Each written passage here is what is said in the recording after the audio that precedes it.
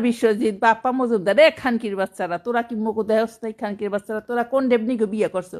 কোন সুন্দরীকে বিয়ে করছো? ডেবনির পুত্রা বাপ্পা মজুমদার, এটা কেটা কেটা আমি কই, বাপ্পা মজুমদার, তারপরে কুমার বিশ্বজিৎ শাস্তি একটা পাইছিস? পাই, পৃথিবীতে মানুষ তার পাপের শাস্তি এই পৃথিবীতেই পায়। যাই হোক, কত কথা কইতাম না।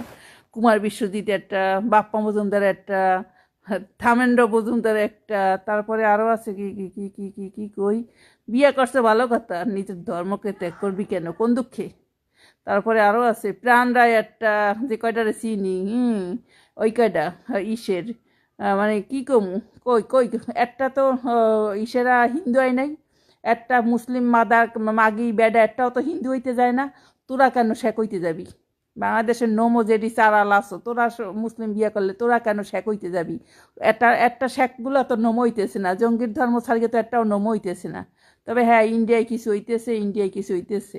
তবে ইন্ডিয়ায় যে ডিসেতা আছে শাহরুখ খান, এরা তো এরা দুই দিকে বজায় রেখে চলে। এরা পূজাও করে, আবার বুটও হয়। এরা কাইট বুট দক্ষিণ কোণে হইতেছে, আবার এরা পূজা টুজাও করতেছে, সব কিছুই দেখতেছি ঠিকঠাক মতন। কিন্তু বাংলাদেশের নোমডি, তোরা কেন অন্যের ধর্মে যাবি? এই নোমর বাচ্চাগুলার নোমো, তোরা চালালি, তোরা কি নোমো মাইয়া পাস না? পাও নাই তোরা ইসের যারে যাইবি, দুঃখে সুদানির পুত্রা, মানকির বাচ্চা।